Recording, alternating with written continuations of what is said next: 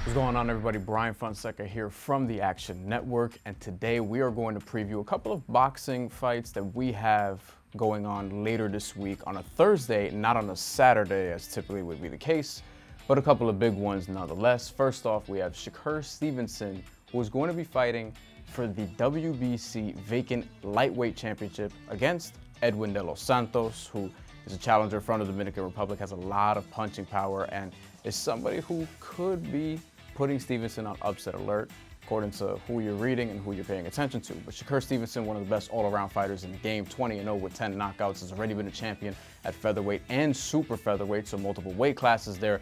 Highly accomplished, despite only turning pro in 2017. One of the best young fighters, pound-for-pound fighters in the game.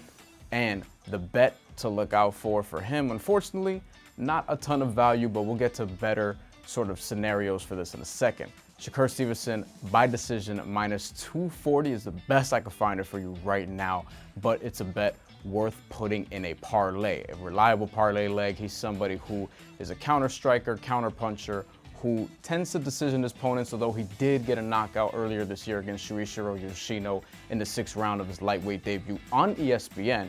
And Shakur Stevenson is somebody who is very technically sound. Probably not going to try to walk through Edwin De Los Santos. I wouldn't advise that. Edwin De Los Santos, 16-1 with 14 knockouts, and again, has a lot of punching power and also a 2-inch reach advantage to try to find Stevenson, but very difficult to find because he's super skilled defensively.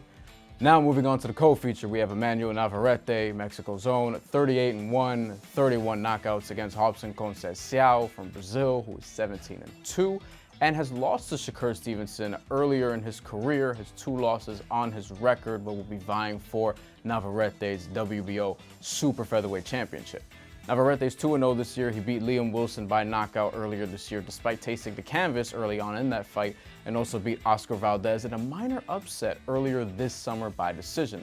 I have Emanuel Navarrete winning this fight by knockout. I could find it right now, plus 102. It's also plus 110, depending on where you look, but slightly plus odds for him to knock out Conceicao, who's lost twice, but has never been stopped in his career.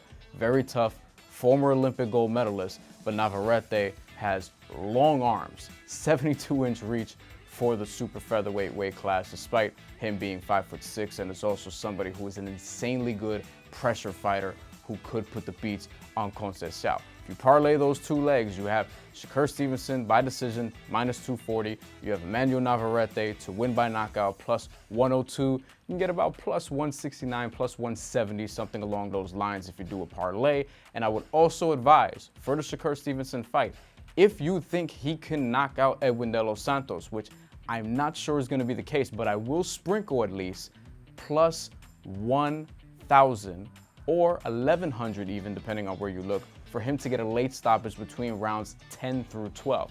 I think that's sprinkle worthy. I wouldn't call it the favorite outcome, but if he's going to get a stoppage against De Los Santos, I think it's going to be late because De Los Santos has the punching power to survive and to keep Stevenson at bay and the toughness to hang around late. But ultimately, I think Shakur Stevenson is going to get it done, and as is Emanuel Navarrete. I think he'll get it done as well.